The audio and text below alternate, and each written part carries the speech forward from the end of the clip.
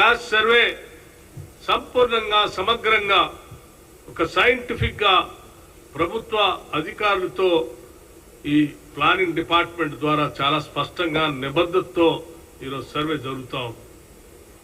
Survey జరిగేటువంటి ప్రక్రియ తప్పనిసరిగా తెలంగాణ రాష్ట్ర ప్రజలందరికీ కూడా భవిష్యత్తులో ఈ రాష్ట్రంలో ఉన్నటువంటి వనరులు, రాజకీయ సామాజిక అవకాశాలన్నింటిలో కూడా పాలు పంచుకోవడానికి కావలసిన సమగ్రమైన ప్రణాళిక తయారు చేయడానికి ఈ ప్రభుత్వానికి దోహదపడుతుందని, ఉపయోగపడుతుందని ఈ సందర్భంగా తెలియజెప్పటమే కాకుండా మనం చేసేటువంటి ఈ ప్రగతిశీల ఈ సామాజిక, ఆర్థిక, రాజకీయ అవకాశాలు ఈ సమగ్రమైనటువంటి కులగణన ద్వారా జరిగేటువంటి లెక్కలతో తీసుకునే నిర్ణయాలు రేపటి భవిష్యత్తులో భారతదేశానికి ఒక రోల్ మోడల్గా కాబోతుందని చెప్పడానికి కూడా ఎటువంటి సందేహం లేదు.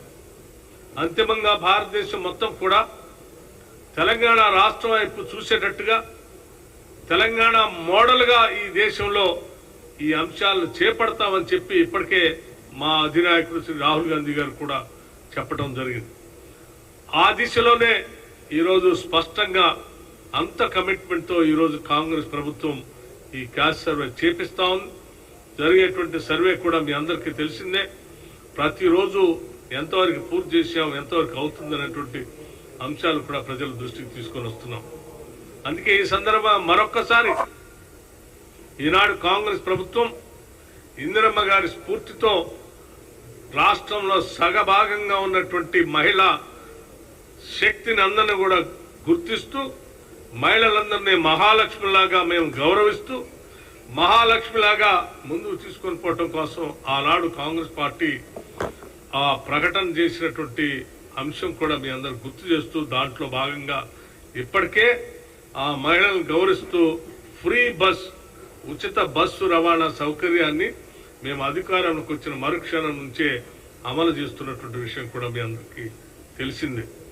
దాదాపు నెలకి 400 కోట్ల రూపాయలు ఈ రాష్ట్రంలో మహిళలు రాష్ట్ర వ్యాప్తంగా తిరుగుతున్న ప్రయాణానికి రాష్ట్ర ప్రభుత్వమే మహిళల తరఫున ఆ డబ్బుల్ని ఆర్టీసీకి కడుతున్నటువంటి అంశం కూడా మీకు తెలియదు కాదు. అట్లాగే మహిళలందరికీ కూడా వాళ్ళు ఆర్థికంగా నిలదొక్కుకోవటం కోసం దాదాపు సంవత్సరానికి 20 అంతిమంగా మనమందరం ఈ రాష్ట్ర ప్రభుత్వం, ఇందిరమ్మ రాజ్యం, అట్లాగే రాష్ట్ర ప్రజానికం, కాంగ్రెస్ నాయకత్వం, కార్యకర్తలు, రాష్ట్ర కాంగ్రెస్ పార్టీ అధ్యక్షుడు మహేష్ కుమార్ గౌడ్ గారి నాయకత్వంలో పార్టీ తరఫున, రేవంత్ రెడ్డి గారి నాయకత్వంలో ప్రభుత్వం తరఫున ఈ రెండు కూడా పూర్తిగా శ్రీమతి ఇందిరాగాంధీ గారి ఆలోచనలకి మేము కార్యోన్ముఖులు అవుతామని, వారి ఆలోచనలే ముందుకు తీసుకొని కట్టుదిట్టమైనటువంటి నిర్ణయాలతో వారి ఆలోచనలు ముందుకు తీసుకొని పోతామని చెప్పి తిరిగి మరొకసారి మేమంతా మీ ద్వారా రాష్ట్ర ప్రజలకి వాగ్దానం చేస్తూ ఈ రాష్ట్రంలో ఉన్నటువంటి కాంగ్రెస్ కార్యకర్తలకి, నాయకులకు కూడా పిలిపిస్తున్నా మనమందరం శ్రీమతి ఇందిరాగాంధీ గారి ఆలోచనల స్ఫూర్తితో అడుగులు ముందుకు వేద్దాం, వారి ఆలోచనలు ఇంకా బలంగా తీసుకొని పోదామని చెప్పి ఈ సందర్భంగా మీ ద్వారా రాష్ట్ర ప్రజలందరికీ కూడా పిలిపిస్తూ ముగిస్తా ఉన్నాను. నమస్కారం. Thank you.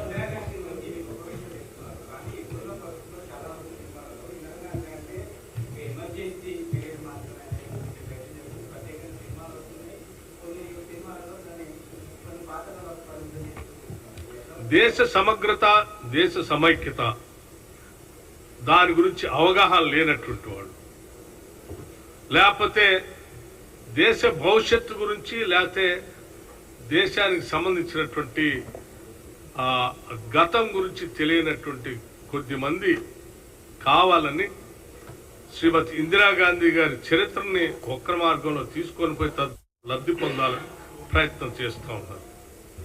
దేశాభిమానం ఉన్నటువంటి వాళ్ళు కానీ, దేశ సమగ్రత సమైక్యత మీద ఏమాత్రం అవగాహన ఉన్నా కానీ ముందుగా అందరూ ఆ సమగ్రత సమైక్యత కోసం తన ప్రాణాన్ని తృణప్రాయంగా అర్పించినటువంటి శ్రీమతి ఇందిరాగాంధీ గారి చేతులెత్తి నమస్కరిస్తారు తప్ప ఆమెను తప్పుగా చిత్రించడానికి ఎవరొక్కడు కూడా ప్రయత్నం చేయరు.